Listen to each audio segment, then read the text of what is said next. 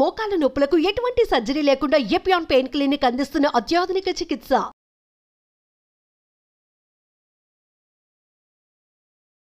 Cancer వస్తే ఇంత ఖర్చు అవుతుంది అంత ఖర్చు అవుతుంది అని చెప్పి మీరు ప్రీమియంలు కట్టండి, ఇన్సూరెన్సులు కట్టండి అని ఒకవైపు ప్రకటనలు చేస్తున్నారు రేడియోలో.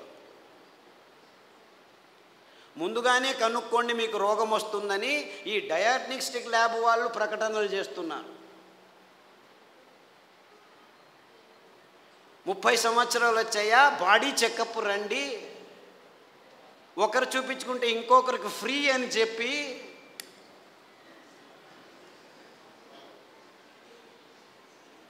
అంటే మీ భయాన్ని అమ్ముకునే ఈ భయంకరమైన సమాజాన్ని మనం నిర్మిస్తున్నామని మనకి ఎవ్వరికీ తలకపోవట్లేదు. దేవుడిచ్చింది అద్భుతమైన వైవిధ్యమయ పదార్థాలన్నింటినీ. దీనికి కారణం వాళ్ళు కాదు, నేను వాళ్ళని తిట్టడమే లేదు, అంతా మనం చేసుకున్న బుద్ధిమాంద్య పనులే.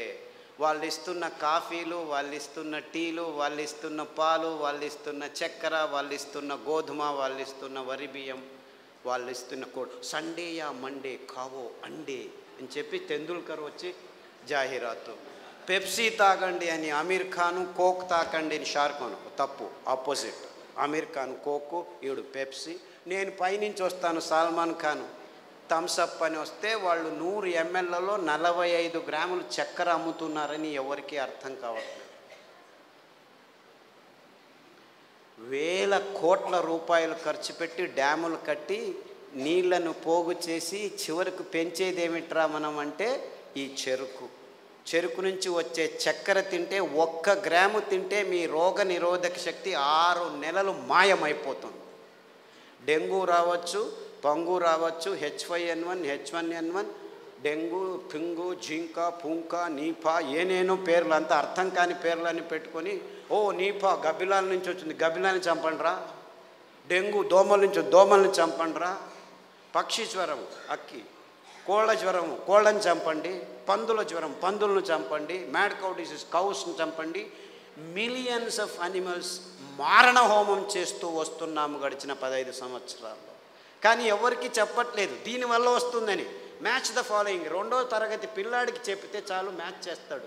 కోళ్ళ జ్వరం కోళ్ళ నుంచి వస్తుంది, పందుల జ్వరం పందుల నుంచి వస్తుంది, మ్యాడ్ కౌ డిసీజ్ కౌస్ నుంచి. అయినా అదే మాంసము తినండి, ప్రోటీన్లు కావాలి మీకు.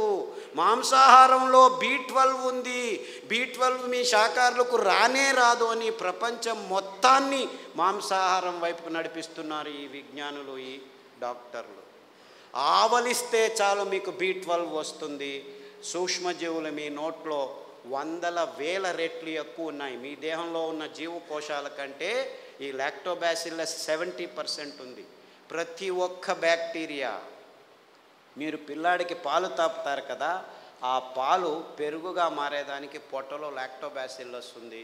ఆ లోపల అవుతున్న పెరుగు నుంచే విటమిన్ B12 వస్తుంది. అంటే మీరు చిన్న పిల్లాడికి పాలు ఇచ్చినప్పుడే విటమిన్ B12 తయారయ్యేదానికి, తయారు చేసేదానికి జీవితాంతం ఆ లాక్టోబాసిల్లస్ని మీరు పెంచుతున్నారు. ఈ విషయాన్ని ఎవరు చెప్పట్లేదు. అందరూ B12 ఇంజెక్షన్లు తీసుకోండి, ట్యాబ్లెట్లు తీసుకోండి అని చెప్పడం మొదలుపెట్టారు డాక్టర్లు. ఇంత మోసం చేస్తున్నారు. అంటే మీరు నువ్వుల పాలు, కొబ్బరి పాలు తాగితే చాలు, మీరు లోపలే B12 తయారవుతుంది, అక్కడ బ్యాక్టీరియా ఉంది. లేదు, పెరుగు చేసుకోండి కొబ్బరి పాలతో, ఒక 2 చెంచాలు తినండి వారానికి, చాలు B12 వస్తుంది.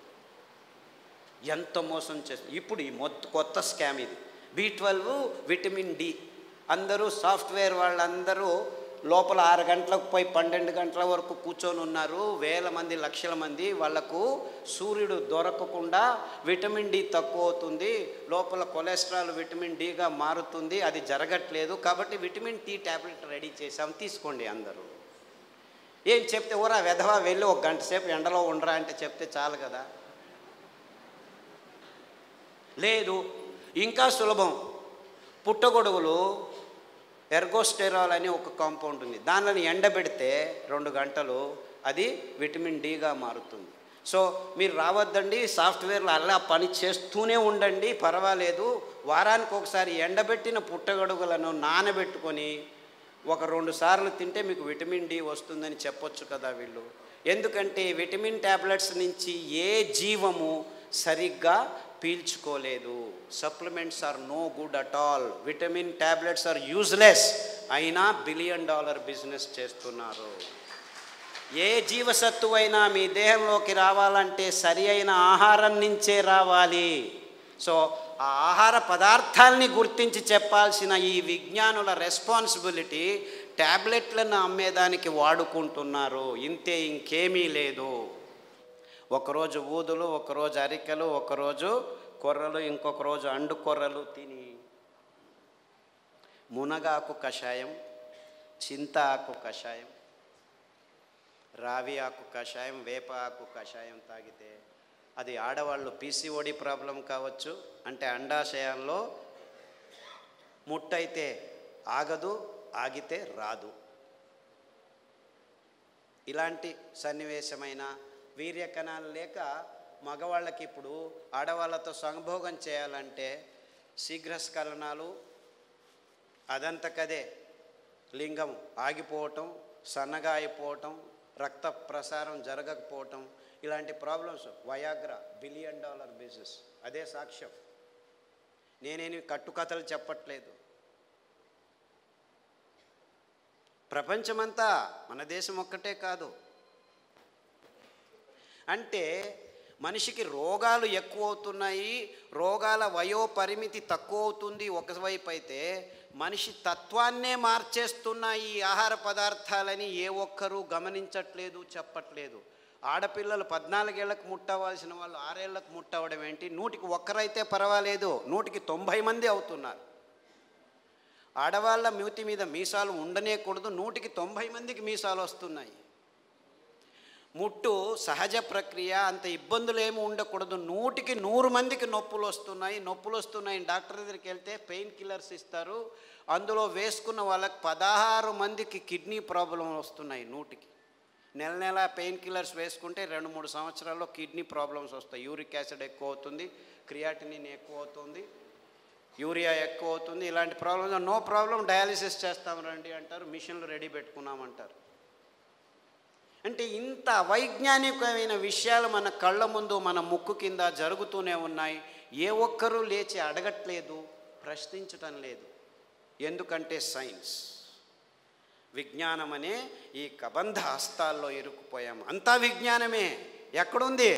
ఈ వాణిజ్యీకరణ ఒత్తడంలో చేసి ఎవరు నోరు మెదపకుండా చేసేసారు.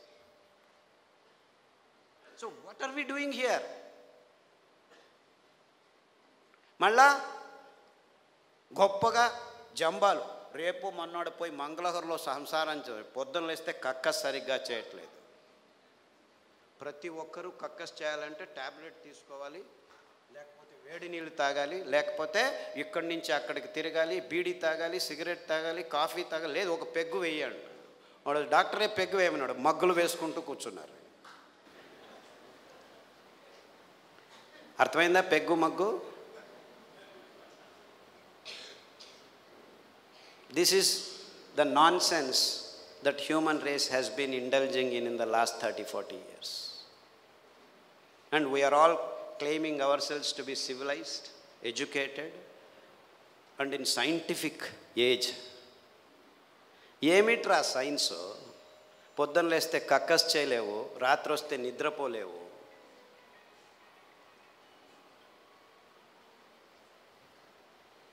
Wear is your science?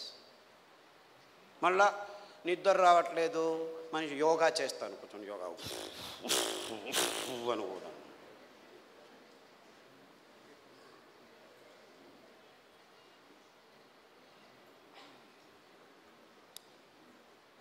ఏం చేయమంటావు?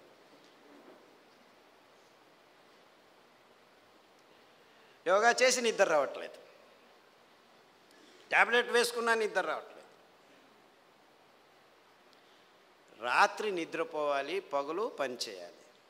మనం రాత్రిని పగలు చేసి కూర్చున్నాం, ఎలా నిద్ర వస్తుంది? లైట్లు వేసుకుంటున్నాము, రాత్రంతా లైట్లు. అస్సలకు ముందు నీవు చీకటి చేసుకొని రూములో పడుకుంటే అద్భుతమైన ట్రిగ్గర్స్ మీ మెదడులో జీవరసాయనిక రసాల్ని ఉత్పాదనం చేస్తాయి. నిజమైన నిద్ర వస్తుంది, గాఢ నిద్ర వస్తుంది. అతి అద్భుతమైన నిద్ర మీ దేహానికి తడితే మీలో రోగనిరోధక శక్తి ఎక్కువ అవుతుంది. అంటే ఈ మధ్య ప్రపంచంలో మానవ జాతి సరి అయిన నిద్రపోవట్లేదు. ఎందుకంటే కారు అడవుల్లో కూడాను లైట్లు వేసేదానికి రెడీ అయిపోయాం. సో ఒక్క విజ్ఞాని కూడా చెప్పట్లేదు అందరూ చీకటి చేసుకొని నిద్రపోండి అని. ఎప్పుడైనా నిద్ర రాకుంటే ఈ ట్యాబ్లెట్ వేసుకో అని చెప్తున్నారు.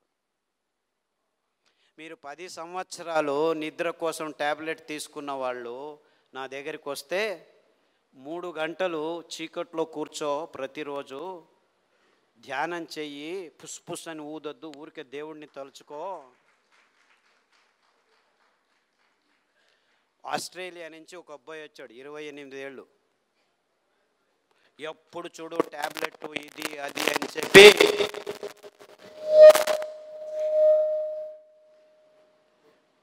నరాలు వణుకుతూ నిద్ర లేక, నిద్రకు ట్యాబ్లెట్లు తీసుకుంటే నిద్ర రాక, చివరకు భోజనం చేసేదానికి వేళ్ళు వంగక అతి భయంకరమైన స్థితిలో వచ్చాడు. నిద్రపోయి 30 రోజులైంది. ఇలా కళ్ళు ఇలా అయిపోయాడు. వాళ్ళ అమ్మ నాన్న ఎంతో బాధపడుతూ ఇలా అయిపోయాడు, ఆస్ట్రేలియాకి తీసుకెళ్ళాము, అమెరికాకి తీసుకెళ్ళాము, అన్ని మందులు ఇచ్చాము, ఏమీ కావట్లేదు.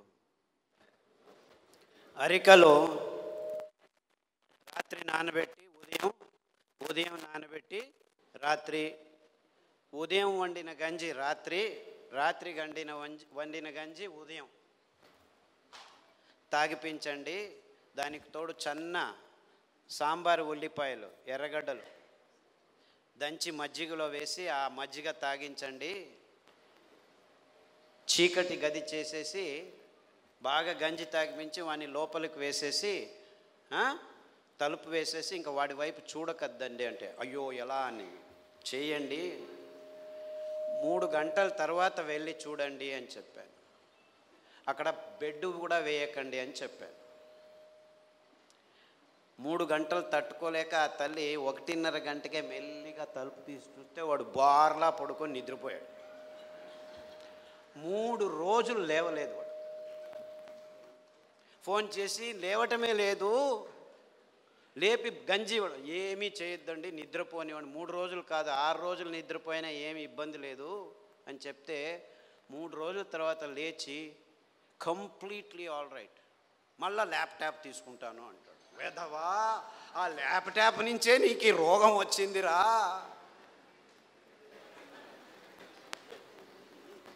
దాన్ని చూడొద్దు అని చెప్పి పంపించాను. ఇప్పటికి మళ్ళీ ఆస్ట్రేలియాకి వెళ్ళాడు. ప్రతిదినం రోజు రూమును చీకటి చేసుకొని పడుకుంటున్నాడు. సో ఎవరెవరికి నిద్రపోయేదానికి అది ఒక కారణం కావంటే ప్రతి 10 నిమిషాలకు లేచి ఉచ్చలు పోసేదానికి రెడీ అయిపోతున్నారు అందరు. 25 సంవత్సరాల పిల్లలు కూడాను 2 గంటలకు ఒకసారి లేచేది, ఉచ్చలు పోసేది, వచ్చేది. అందుకే అటాచ్డ్ బాత్రూమ్లు ఎక్కువైపోయాయి మనకు. ఎవరైనా ఆలోచించే బెడ్రూమ్లో ఏముంటాయి ఆ టాయిలెట్లు? నాకు అర్థం కాదు. బెడ్రూమ్లో టాయిలెట్టా? ఎవరైనా ఆలోచిస్తున్నారా? నిద్రపోయే చోట ఏమిటాయా కక్కస్ చేసేది? నాకు అర్థం కాదు.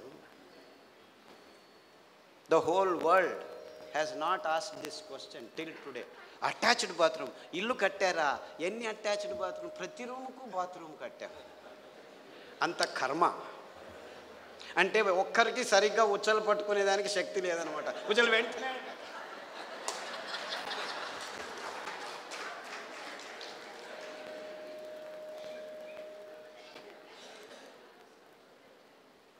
అండుకొరల గంజి తాగండి. రాత్రి పడుకుంటే పొద్దున వరకు లేవాల్సిన అవసరం లేదు. In fact there have been zillions అని చెప్పాలి నేను. అంటే 100 మంది పెద్దవాళ్ళు 60 ఏళ్ళు 50 ఏళ్ళు 70 ఏళ్ళు ఉన్నవాళ్ళు రోజు రాత్రి 2 గంటలకు లేచి ఉచ్చలు, అది ప్రోస్టేట్ ప్రాబ్లము, ఈ ప్రాబ్లమ్, ఏ ప్రాబ్లం అన్నా ఉన్నివ్వండి, అరికెల గంజి తాగండి. ఈ ఉల్లిపాయల కషాయం అంటే యాక్చువల్లీ గ్రీన్ ఆనియన్స్ అంటారు. అంటే ఆనియన్ వేస్తే పచ్చగా వస్తాయి. ఆ ఆనియన్ గ్రీన్ ఆనియన్ షాలెట్స్ అంటారు. దాని కషాయం తాగండి, రావి ఆకు కషాయం తాగండి, గరిక ఆకు కషాయం తాగండి, కొబ్బరి నూనె, వేరుశనగ నూనె వారం వారం మార్చి తాగితే 6 రోజుల్లో మీరు పూర్తి శాంతంగా సమాధానంగా 10 గంటలకు పడుకుంటే 5 గంటల వరకు లేవాల్సిన అవసరం లేదు. ఎవరైనా సరే, చిన్నపిల్లాడైనా సరే, పెద్దవాళ్ళైనా సరే. అంటే సరిగ్గా నిద్రపోవటం కూడా మానవ జాతికి. 16 మంది ట్యాబ్లెట్ తీసుకుంటున్నారు, కానీ మిగిలిన వాళ్ళంతా ఈ సర్కస్లు ఏదో ఒకటి చేస్తున్నారు. చిన్నపిల్లల వరకు ఈ రోగాలు వచ్చేసాయి. అంటే మనం గట్టిగా సాయంకాలం 1 గంట నడిచిన తర్వాత ఈ పనులు చేస్తే 6 వారాల్లో అందరూ సరిగ్గా నిద్రపోతారు, ఏమీ ఇబ్బంది లేకుండా.